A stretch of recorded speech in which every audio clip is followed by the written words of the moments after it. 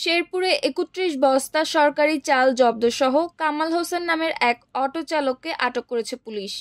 শনিবার দুপুর ১২টায় শেরপুর সদর উপজেলার ধলা ইউনিয়নের চান্দেনগর গ্রামের পাজরভাঙ্গা থেকে ৩১ বস্তা সরকারি চাল জব্দসহ অটো চালককে আটক করা হয়।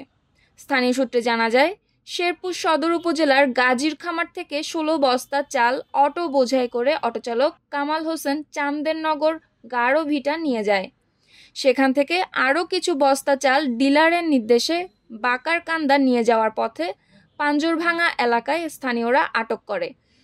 পরে পুলিশ ঘটনাস্থলে গিয়ে চালের বস্তা বোঝাই অটোরিকশা সহ চালককে আটক করেন। এ ব্যাপারে সদর থানার ওসি মোহাম্মদ জুবাইদুল আলম বলেন, ৩১ বস্তা সরকারি চালসহ একজনকে আটক করা হয়েছে। আটককৃতদের সাথে আরও কেউ জড়িত থাকলে তাদের বিরুদ্ধে আইনানুগ ব্যবস্থা নেওয়া হবে। নিউজ ডেস্ক, সুপ্তি রায়, ভোরের আকাশ।